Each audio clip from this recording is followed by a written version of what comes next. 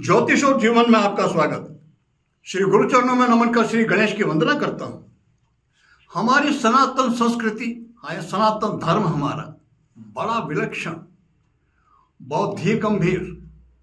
हमारे मनीषियों ने इनमें जो सूत्र पिरोए हैं, परंपराएं हमारी सनातन धर्म की, वो इतनी विलक्षण हैं, सहजता से कोई उनका पालन करता रहे तो जो कुछ वो चाहता है जीवन में प्राप्त करता रह सकता है।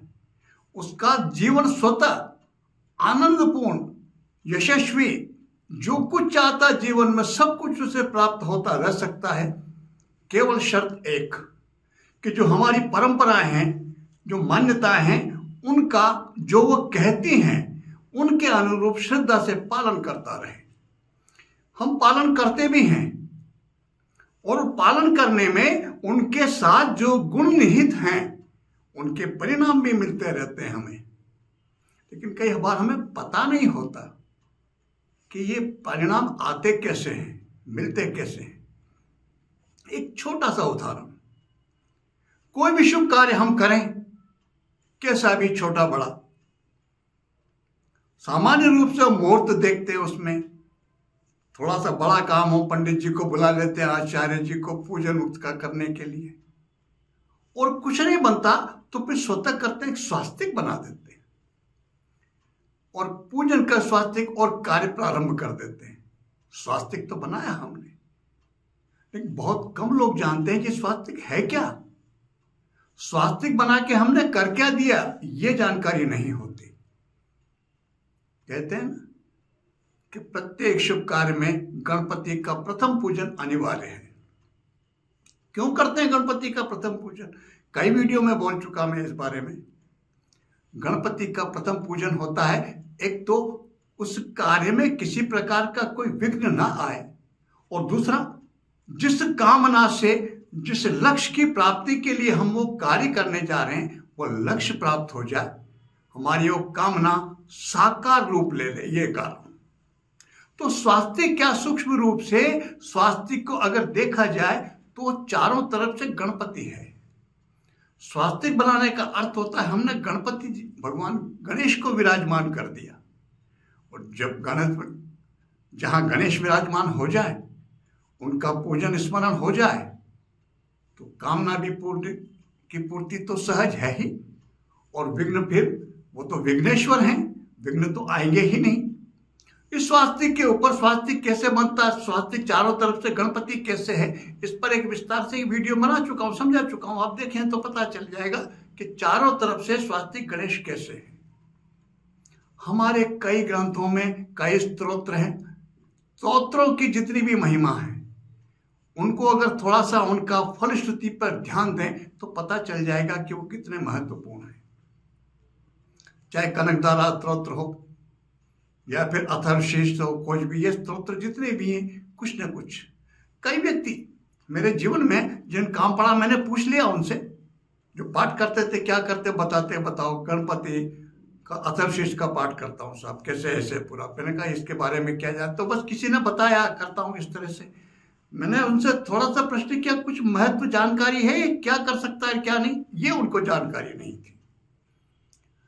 सामान्य रूप से कुछ हमारी पिछले वर्षों में शिक्षा की व्यवस्था इस तरह की रही कि संस्कृत की जानकारी आम व्यक्तियों को बहुत कम। ये विडंबना है, दुर्भाग्यपूर्ण है।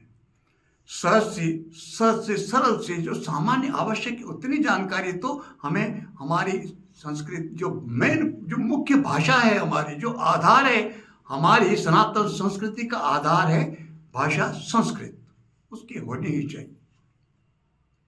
तो गणपति एक उदाहरण, गणपति अथर्वशीर्ष का। गणपति अथर्वशीर्ष के जो फलश्रुति है उसी में कहा गया है कि यम यम काम अधीते सहस्रावर्तनात् यम यम कामम अधीते तम तम नैन साधयेत। मैंने पूछा इसका अर्थ मालूम क्या है? जो जानते थे, जिनका अनुभव संस्कृत का, उन्होंने बताया, लेकिन मैंने जैसा निवेदन किया, आम व्यक्ति को जानकारी ही नहीं। तो मैंने उनसे निवेदन किया, मैंने बताया उनको कि इसमें इस अर्थ का इसका ये है कि जिस कामना से इस स्तोत्र के 1000 पाठ किए जाएंगे वह कामना पूर्ण हो जाएगी। और इस बात सत्य है। अब ये बात उनको जानकारी में नहीं थी। पाठ कर रहे हैं रूटीन में, श्रद्धा है उनकी, किसी ने बता दिया, कर रहे हैं। मैंने उनसे फिर यही निवेदन किया, एक बार किसी तरह से एक संकल्प लेकर के एक निश्चित समय की अवधि में 1000 पाठ, सहस्त्र यानी 1000 पाठ कर लें आप, और फिर एक पाठ का रूटीन रखें। जिस कामना से वो 1000 पाठ करेंगे उस कामना की पूर्ति हो जाएगी। ऐसे ही बहुत महत्वपूर्ण एक कथा है हमारे यहाँ, वो है सत्यनारायण भगवान की कथा। आज के समय में थोड़ा उसका चलन कम हो गया। वैसे कई व्यक्ति हैं आज भी श्रद्धालु जो पूर्णिमा को सत्यदेव भगवान की कथा करके ही भोजन ग्रहण करते, कई हैं। पुराने समय में हमारे सनातन धर्म, हमारे परिवारों में एक बात तो ध्यान होगी, जो मेरी पीढ़ी के व्यक्ति हैं वो जानते होंगे अच्छी तरह से, वर्ष में 2-4 बार सत्यनारायण भगवान की कथा कर लिया करते थे, करवा लिया करते थे। आयोजन पंडित जी को बुला करके और पूर्णिमा को और प्रसाद आदि जिसकी जैसी व्यवस्था होती थी ये करवा लिया करते थे। शादी ब्याह विवाह में सत्यनारायण भगवान कथा करवाते ही थे। आजकल कुछ बदल सा गया रिवाज, आजकल चलन हो गया वो माता जी की चौकी करवाने का। समय के हिसाब से थोड़ा सा ये परिवर्तन हो गया, लेकिन अगर हम थोड़ा सा जाएं पिछले समय में झांक कर देखें तो पाएंगे सत्यनारायण भगवान की कथा करवाई जाए। विवाह शादी ब्याह में भी करवाते ही थे, एक तरह से अनिवार्य अंग माना जाता था। क्यों था ऐसा? क्या कारण कि सत्यदेव भगवान, सत्यनारायण भगवान की कथा का इतना ज्यादा जोड़ रखा था, इसको इतना महत्वपूर्ण माना गया, कर रखा था हमारे मनीषियों ने, हमारे पूर्वजों ने? कुछ तो रहस्य होगा इसके पीछे। यदि उसको करवाते हैं और ध्यान देते हैं उस पर कि ये है क्या, के क्या रहे हैं, तो उसका परिणाम तो मिलेगा ही मिलेगा। वैसे पूछा जाए किसी से भी कि सत्यनारायण भगवान की कथा का मूल सार क्या है, रहस्य क्या है, तो सत्यदेव भगवान की महिमा का वर्णन या सत्य की महिमा का वर्णन। सत्य बहुत कठिन, सत्य का पालन करना, सत्य का पालन करने का अर्थ है तलवार की धार पर चलना। ये बात ही गलत है। तलवार की धार पर चलना तो झूठ पे का पालन करना है। एक झूठ को बोल करके देखें, उसे सिद्ध करने के लिए बार बार झूठ बोलने पड़ते हैं, तो वो कठिन है। या फिर एक सत्य जो सच है वो कहा, जितनी बार बोलेंगे वही को याद रखने की जरूरत नहीं, कब क्या कहा, किसको कहाँ बोलना, किसको छिपाना, कुछ नहीं। जो सत्य, जो अभी बोला, कल बोला, परसों बोला, जहां भी बोला वही बोला, तो ये सहज है, सरल है। तलवार की धार पर चलना इसे कहेंगे, या उसको कि किसी को कुछ कह दिया फिर ध्यान रखा, ये बात वहां नहीं निकलनी चाहिए मुंह से, तो कठिन तो वो है। सत्य का पालन करना वह फूलों के ऊपर चलने के समान है, कांटों के ऊपर चलने के समान नहीं, तलवार की धार पर चलने के समान नहीं। तो सत्यनारायण भगवान की कथा का इतना जो प्रचलन हमारे समाज में इस तरह जो जोड़ रखे, उसके पीछे सबसे बड़ा रहस्य, और उस रहस्य को आज का पाश्चात्य जो जगत है वह भी स्वीकार करता है, और उसने उसको आधुनिक रूप से पढ़ के समझ करके विस्तारित किया। और कई बड़े बड़े मोटिवेशनल स्पीकर बहुत बड़ी फीस लेकर के उसी पर बेस, तो मूल जिसको कहते हैं, मूल तत्व जिसको कहते हैं ना, औषधि का साल्ट, वो तो वही है जो सत्यनारायण भगवान की कथा में है। किसी से भी पूछा जाए, कहोगे भी भगवान ईश्वर वो किसी की सुनता है कि नहीं सुनता? हर व्यक्ति कहेंगे नहीं नहीं साहब सुनता है। तो हाँ जरूर, कुछ लोग ऐसे ही मिलेंगे नहीं नहीं बहुत करके देख लिया वो किसी की नहीं सुनता, लेकिन अधिकांश कहेंगे कि नहीं सुनता तो है। सच्चाई है कि वो किसी की भी नहीं सुनता, सुनना बंद कर दिया अगले ने, यूं समझ लीजिए।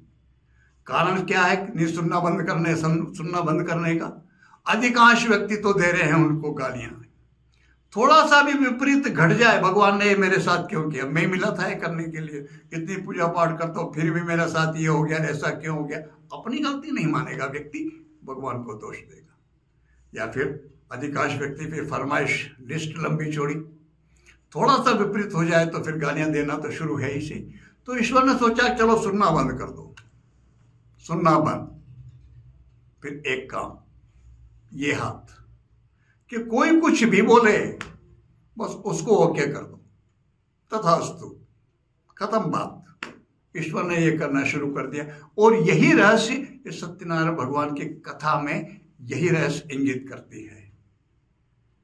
भगवान किसी की नहीं सुनता, जो हम बोलते हैं उसी को ओके कर देता है। यही सत्यनारायण भगवान की कथा का सार है, इसलिए जोड़ रखा है उसको। और हमारे मनीषी, हमारे पूर्वज एक बात कहा करते हैं, समझदार जो समझते, जो हम ध्यान दे तो आज भी यही बात कहते हैं कि कभी भी विपरीत, अनुचित, नकारात्मक नहीं बोलना चाहिए। फिर एक बात कहते, पता नहीं किस क्षण वो निकले, 24 घंटे में एक पल ऐसा अवश्य आता है जब मुंह पर सरस्वती विराजती सा, उसी समय वो निकल जाए। इसलिए कभी भी विपरीत नहीं बोलना चाहिए। कुछ भी हो, एक बात कही जाती है, विपरीत नहीं बोलना चाहिए।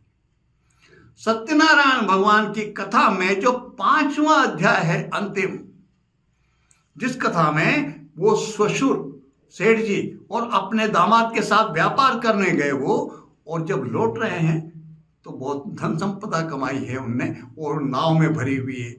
एक नदी के माध्यम से, नदी के रास्ते नाव से आ रहे हैं, लौट रहे हैं अपने गांव को। भगवान नारायण ने एक साधु का, एक दंडी स्वामी का वेश बनाया और मांगने के लिए सेठ जी के पास उनसे कुछ याचना की। सेठ जी को देना नहीं था। सेठ जी कहते हैं, महाराज हमारे पास तो कुछ नहीं है इसमें, हमारे पास तो नहीं, इसमें नाव में लता पत्ते भरे हुए हैं, हमारे पास आपको देने का कुछ है नहीं। भगवान ने कहा तथास्तु। और कथा कहती है कि वो जो धन संपदा थी वह लता पत्तों में ही परिवर्तित हो गई। जब देखा उन्होंने कि नाव भारहीन हो गई है, देखा तो लता पत्ते, सारी संपदा, उनको अपनी भूल का एहसास हुआ। दंडी स्वामी को ढूंढा, उनके चरण पकड़े, क्षमा मांगी। कथा यही कहती है, भगवान प्रसन्न हुए, क्षमा किया, और वो फिर पुनः वो धन संपदा, लता पत्ता, धन संपत्ति में। अर्थ क्या निकला इसका? सीधा सा अर्थ निकला, जो आपका law attraction, law of attraction जो है, आकर्षण का सिद्धांत, वो क्या कहता है? वह भी यही बात बोलता है। वह भी सार उसका यही है कि जैसा हम सोचेंगे, जैसा हम बोलेंगे, वैसा ही घटित हो जाएगा। और इस पे बहुत बड़ा साहित्य मिलता है आज के समय में हमको, लॉ ऑफ अट्रैक्शन के ऊपर। द सीक्रेट एक सीरीज है, बहुत बुक से की सीरीज है। वो है क्या सार? अगर देखा जाए उसका, तो सार तो उसका यही, सत्यनारायण भगवान के इसके 5वें अध्याय में वो सार यही है कि जो कुछ हमें बोलना है, जैसा हम चाहते हैं वैसा ही बोलें, नकारात्मक नहीं बोलें। क्योंकि वो ऊपर वाले भगवान परमेश्वर, वो तो तैयार बैठे हैं जो कुछ हम बोल रहे हैं उसको तथास्तु बोलने के लिए, उसको ओके करने के लिए।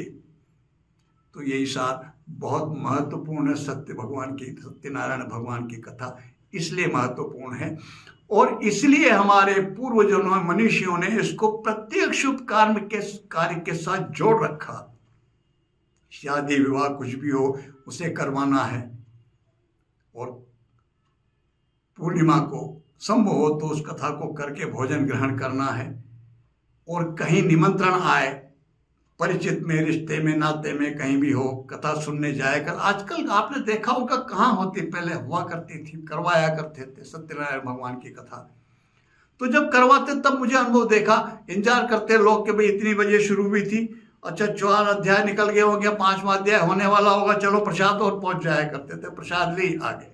इस बात का ध्यान नहीं दे रहे हम कि कथा कह क्या रही, उसका सार क्या है। तो सत्यनारायण भगवान बहुत चमत्कारिक कथा है, बहुत ही विलक्षण। और उसका चमत्कार इस बात में है, हम उससे ये शिक्षा ग्रहण कर लें कि जैसा हम सोचेंगे, जैसा हम बोलेंगे, परमेश्वर, परमात्मा, भगवान, नारायण, सत्यनारायण, सब वो जो हम कहेंगे उसी को वो सत्य कर देंगे। जैसा हम बोलेंगे उसको ही वो सच कर देंगे। यही सत्यनारायण भगवान की कथा का सार है। क्या है कि जैसा हम कहेंगे, जैसा हम बोलेंगे, वही सच हो जाएगा। तो फिर हमें क्या करना चाहिए? हमें वही बोलना चाहिए जो हम चाहते हैं, विपरीत नहीं बोलना चाहिए, नकारात्मक नहीं बोलना चाहिए, नेगेटिव नहीं बोलना चाहिए। तो नकारात्मक बोलने से, सोचने से, बोलने से बचें। जैसा हम चाहते हैं वैसा बोलें, भगवान सत्यदेव कृपा करेंगे और जैसा हम चाहते हैं वैसी हमारी कामना पूर्ण करेंगे ही करेंगे। यही रहस्य, यही इस सत्यनारायण भगवान की कथा का जो मूल सार है वो यही है। भगवान नारायण, भगवान सत्यनारायण आप सब पर कृपा करें, आप सबकी मनोकामनाओं को पूर्ण करें। इसी प्रार्थना के साथ मैं आप सबको नमन करता हूँ। नमस्कार।